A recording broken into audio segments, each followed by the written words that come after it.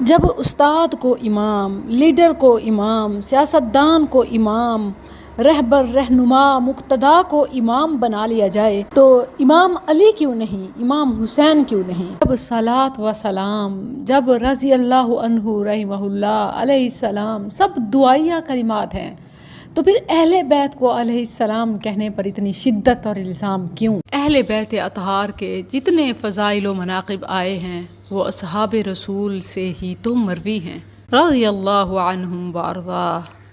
تو اب ہم جانتے ہیں اہل بیت اطہار رضی اللہ عنہم کا مقام۔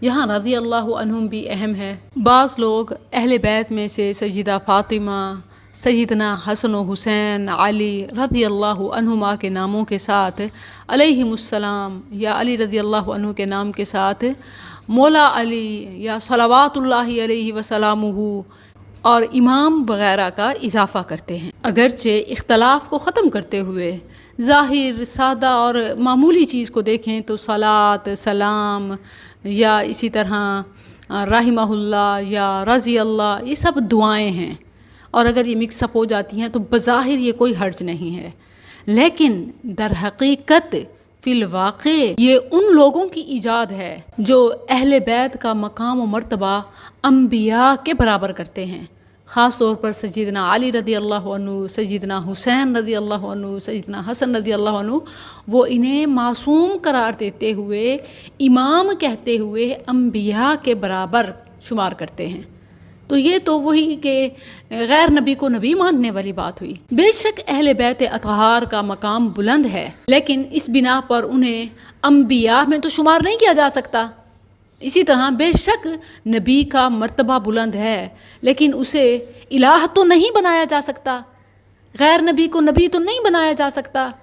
بے شک اہل بیت اطہار کا مقام بلند ہے، لیکن وہ الفاظ جو پہلے انبیاء علیہم السلام کے ساتھ مخصوص ہیں وہ غیر انبیاء، بے شک وہ اہل بیت اطہار ہی کیوں نہ ہوں یا اصحاب ہی کیوں نہ ہوں، ان سے منسوب نہیں کر سکتے۔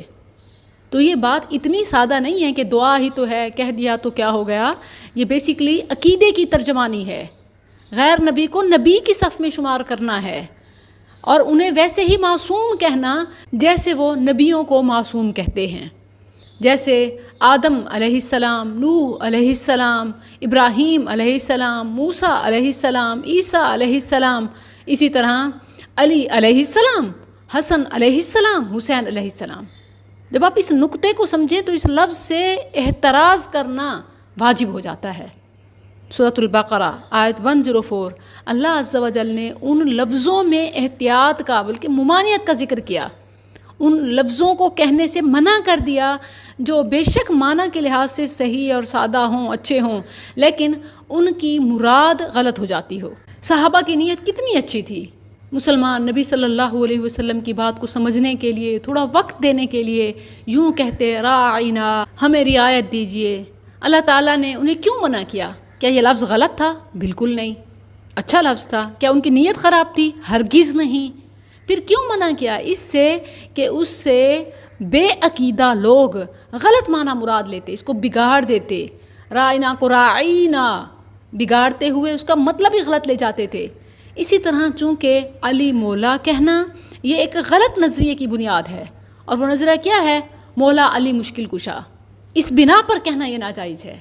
اسی طرح امام علیہ السلام، غیر نبی کو انبیاء کے ساتھ کھڑا کرنا ہے، اس بنا پر ناجائز ہے۔ یہی اللہ تعالیٰ کے فرمان سے مقصود ہے، یا ایھا الذین آمنوا لا تقولوا راعنا وقولوا انظرنا واسمعوا، اے لوگو جو ایمان لائے ہو، تم راعنا ہماری رعایت کر مت کہو، اور انظرنا ہماری طرف دیکھ کہو۔ لفظ ہی بدل دیا، کیونکہ اس لفظ سے باطل عقیدے والے، باطل نظریے، باطل عمل والے غلط معنی مراد لے جاتے تھے۔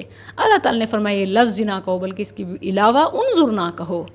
غیر نبی کے لیے صلاۃ و سلام کا استعمال یہ خیر القرون، جو بہتر زمانے تھے، ان میں نہیں تھا۔ یہ بعد میں بنو ہاشم عباسیہ کے دور خلافت میں رائج ہوا، جب اس طرح علی رضی اللہ عنہ کے بارے میں غلو، اہل بیت اطہار کی آڑ میں صحابہ میں اختلاف کو پھیلایا جانے لگا۔ رسول اللہ صلی اللہ علیہ وسلم کے علاوہ کسی اور کے لیے صلاۃ کا لفظ استعمال کرنا مکروہ ہے، اور یہ بھی کہ یہ اہل بدعت کا شعار ہے اور ہمیں ان کے شعار کو اختیار کرنے سے منع کیا گیا ہے۔ اہل بیت کی عزت، احترام، ادب کرنے والے ہم سے بہتر صحابہ تھے، لیکن وہ صلاۃ اللہ وسلامہ علیہ کو صرف انبیاء کے لیے خاص سمجھتے، باوجود اس کے کہ معنی درست ہے، لیکن فرق کہاں پڑتا ہے یہ آپ کے سامنے واضح ہو چکا ہے۔ صلی اللہ علیہ وسلم رضی اللہ عنہ رحمہ اللہ بے شک معنی میں سادہ اور ایک ہیں، دعا ہیں، لیکن اس کے باوجود محدثین صحابہ کے لیے رضی اللہ عنہ کہنا پسند کرتے، نبی صلی اللہ علیہ وسلم کے لیے صلی اللہ علیہ وسلم، اور آپ سے پہلے انبیاء کے لیے علیہم السلام یا علیہ السلام۔ تو یہ فرق ہے۔ پھر بعض لوگ کہتے ہیں کہ جی بخاری میں علی رضی اللہ عنہ کے لیے علیہ السلام، حدیث کی فلاں کتاب میں اتنے مقامات پر اہل بیت میں سے فلاں کے لیے علیہ السلام آیا ہے، تو پھر کیوں نہیں مانتے؟ بات یہ ہے کہ کتاب میں ذکر آ جانے سے وہ چیز صحیح نہیں ہو جاتی۔ آپ کو پتہ ہے کہ کتابیں ایڈیشن، طباعت، پبلشنگ ہوتی رہتی ہے۔ بعض مؤلفین نے لا علمی کی بنا پر اس معاملے کو معمولی سمجھتے ہوئے لکھ دیا، اور اسی طرح بعض مترجمین نے، بعض شارحین نے، جب کہ اہل علم نے ان پر نکیر کی، یعنی کہ یہ بات ٹھیک نہیں ہے اور بطور شعار ان کا استعمال درست نہیں ہے۔